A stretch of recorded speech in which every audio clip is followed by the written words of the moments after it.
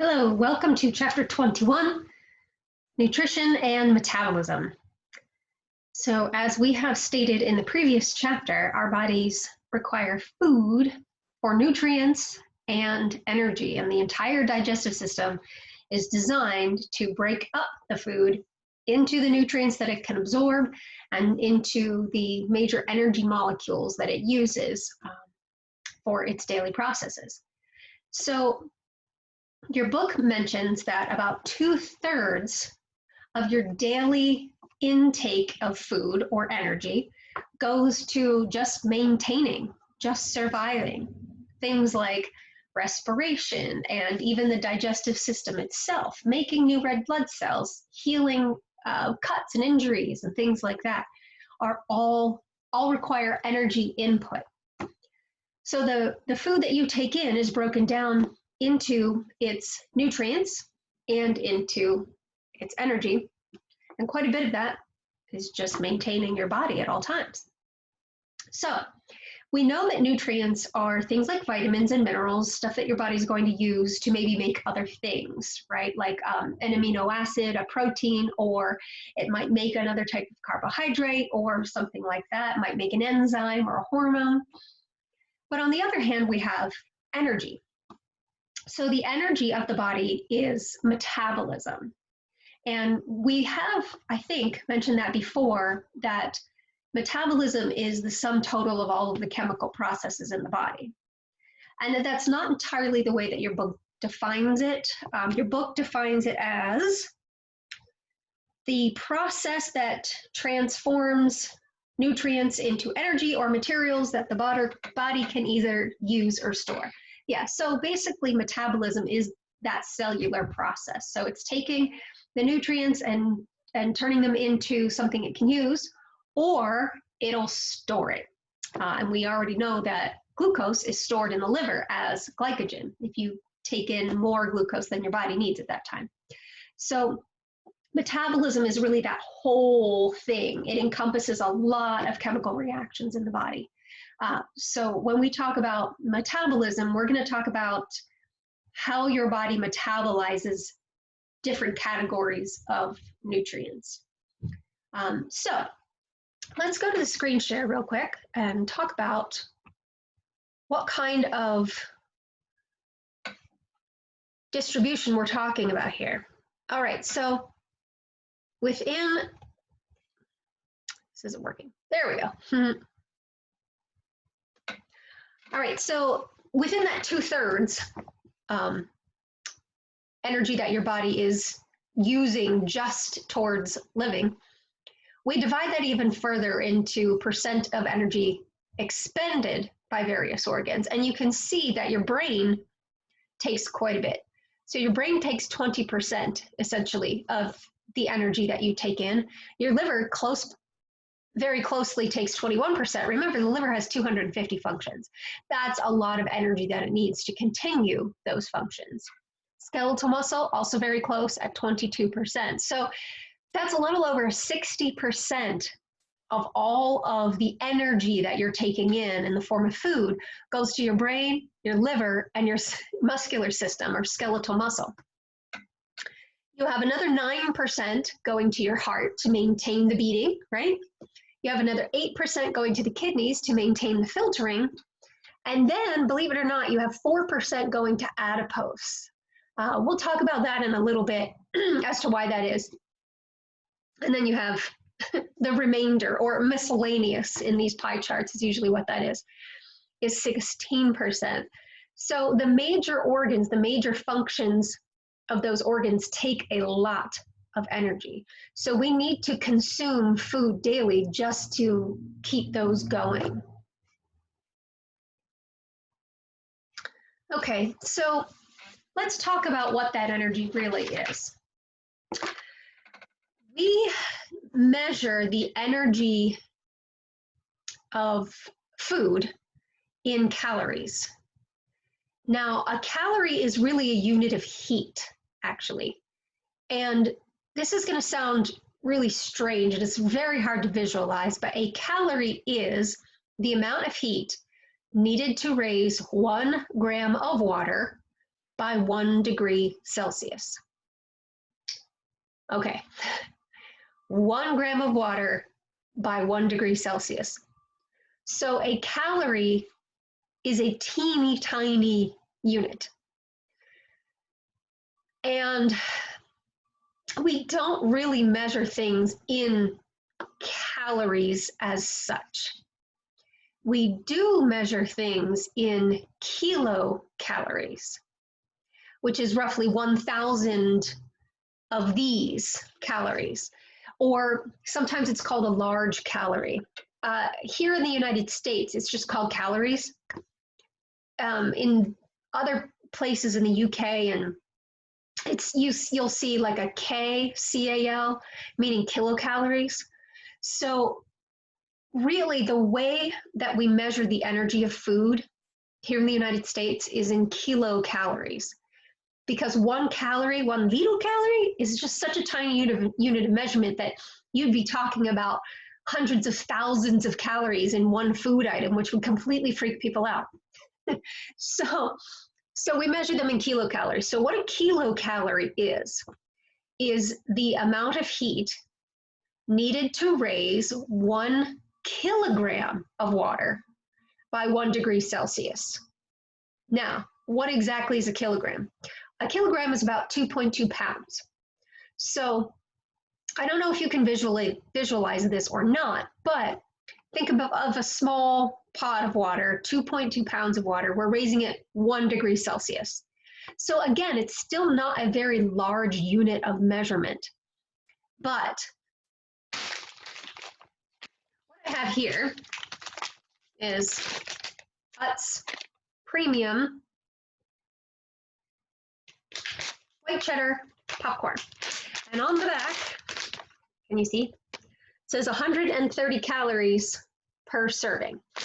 Now, there's 1 serving in this bag, thank goodness. I hate when they split bags into 2 servings because honestly, who's not going to eat the entire bag? All right, so this is 130 calories per bag. Now, these calories are kilocalories, which means that we're really looking at 130,000 little teeny tiny calories, which again, if it said 130,000 on the bag, nobody would eat it. People would freak out. Honestly, it doesn't matter. It's just 2 different units of measurement for essentially the same thing. So whether you're talking about a little teeny tiny calorie or a kilocalorie, it's really all the same. I just wanted you to understand that what it says in your book is not the same unit of energy as what's on these packages here. 130 calories is not the same calorie that it's talking about in your book. That's a little bitty calorie. We're talking about kilocalories, okay? Now, if everyone is with me here, we're moving on. So let me share this for a second. Sharing is caring. All right, so again, your book defines calorie as the amount of heat needed to raise 1 gram of water by 1 degree Celsius. Okay, fine. Now, the only reason that a calorie is important in the first place is because it is a unit of measurement. It's a unit of energy. And when we talk about caloric intake, we talk about it in terms of how many calories we need to sustain our daily functions, which is really what basal metabolic rate is all about, okay? So you see this term down here, basal metabolic rate. That's the amount of energy that the body needs at rest, or again, to sustain daily functions. For adult males, it's set at about 2,000 calories per day. Adult females is slightly fewer, but there are a lot of factors that go into basal metabolic rate. First and foremost is your body size and composition. If you are larger and you have a lot of muscle, you are going to consume, your body's going to use more calories at rest. Now, your book uses the term burn. This is not a thermal reaction. So even though we're talking about calories being a measurement of heat energy, and we're talking about burning calories, it's not a thermal reaction. And I just wanted to put that out there. It's totally different. However, that's the term that we're going to use because that's a term that everybody understands. So the more muscle mass you have, the more calories you burn at rest, which is why we've talked about adding muscle mass, lean muscle in weight-bearing exercises not only can stave off osteoporosis, but muscle burns calories. So if you are larger and you have a lot more muscle mass, you are going to require a lot more calories just to sustain that muscle mass, which means that you might be consuming 2,500 to 3,000 calories in a day. On the other hand, someone who's rather small, not well muscled, or maybe very thin, or somebody who is elderly who doesn't have a whole lot of muscle mass, those individuals do not require as many calories at rest. So for them, they might be looking at 1,600 calories, maybe 1,500 calories in a day. And maybe even fewer if they're not really that active. So that is the first major factor in basal metabolic rate. The second is minor, but it is a factor, and that's gender. Most of the time, males have heavier, denser muscles, and females have less dense muscles. They have heavier, denser bones, and females have less dense bones. So ultimately, really, the larger, denser bodies require more calories. And the lighter, less dense bodies require fewer calories. Age is another factor simply because as we age, we lose muscle mass, and that's due to hormones and drying and all of kinds of things. And when you lose muscle mass, of course, your basal metabolic rate is going to slow down because you simply don't need as many calories during a day to sustain muscle mass that you don't have. So there are other factors to this. Anytime you are having an emotional reaction to something where your body's really ramped up and amped up, that's going to increase basal metabolic rate. So anxiety, fear, grief, all of those are going to burn calories, essentially. It's temporary, but it does occur. Other things that can increase basal metabolic rate include fever. When you're sick and your body is literally resetting its temperature, yes, you will require more calories. The thing is, when you have a fever, you typically don't want to eat, so your body is using its reserve calories, things that are stored, glycogen, for example, and sometimes even adipose. So the other factors that might increase basal metabolic rate would be physical activity. So if you are active, you're going to be using more energy and therefore require more calories. Pregnancy, for example, it's not an example of a physical activity. Just kidding. Pregnancy is another example of a time where your body requires more calories because it ramps up its basal metabolic rate. So all of those things can affect the BMR, as it's abbreviated. So when you go online and you take those BMR quizzes, like what's your basal metabolic rate, it tells you to enter your height and your weight. And all it does is it comes up with a generalized idea of how many calories you need. It's really not that accurate. It doesn't take into consideration physical activity, body size and composition. It doesn't take into consideration age that much. So only you can really determine what your basal metabolic rate is. And it's going to change during your lifetime. But anyway, basal metabolic rate is the amount of calories that your body needs to burn just to keep yourself alive. Okay, now, speaking of calories, not all calories are created the same. Oops, okay. So, first of all, you have carbohydrates, you have proteins, and you have fats. And those are the major categories of nutrients that we're going to be talking about as we go through this chapter. Carbohydrates have 4 calories per gram. Protein has 4 calories per gram. Fats have 9 calories per gram, which means that fat has more energy in it than carbohydrates or protein. But if you remember from the last chapter, carbohydrates are our body's main fuel source. That is what we want to have in our cells. So we prefer to take in carbohydrates. However, fats are more nutrient dense. So if you need calories and you need them quickly, then fats are the way to go because they have more calories per gram than carbohydrates or proteins. On the other hand, you have something called empty calories. Empty calories are found basically in alcohols and sugars, processed things like that. Empty calories are calories which give energy but no nutrients. So the calories that we talk about with carbohydrates and proteins and fats, they all come from food sources that impart nutrients as well, vitamins and minerals and things like that. Empty calories really don't have any nutritional value whatsoever. They're just energy, which is good if that's what you need.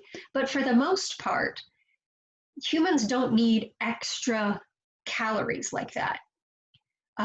Efficient use of calories would be to have various types of foods throughout the day that are nutrient dense. That way you get the energy from them, but you also get the vitamins and minerals and things like that. So back to our popcorn. Popcorn's a decent food if you don't slather it in fake butter and salt. So this is white cheddar popcorn. Now the popcorn itself is pretty good. You add the white cheddar flavoring and well, now we're maybe not having the best food source here. But with this popcorn comes nutrients. So we have carbohydrates, of course. We do have a little bit of protein. We do have a little bit of calcium, some iron, and some potassium, actually a decent amount of potassium. So while this popcorn is 130 calories, it also comes with a decent amount of, probably can't see it, decent amount of nutrients. So this might be an option for a good snack. 130 calories really isn't all that much. And if you're getting some nutrients with it too, that's great. An apple, an orange, you get the carbohydrates, you get the energy, you get the nutrients. Things like soda, no nutrients really at all. A lot of sugar, a lot of carbohydrates. It's really only energy. And if you drink alcohol, liquor specifically, really has calories only and zero nutrition. So you take that into consideration when you're choosing foods. Okay, so to recap, a calorie is a unit of energy. A kilocalorie is what's used to measure calories in the food that we eat. Basal metabolic rate is determined by a lot of different factors, and it is the amount of calories that you need in a day to sustain the body that you're in. Okay, when we come back, we're going to talk about hunger and the hormones that either increase appetite or decrease it. Stay tuned.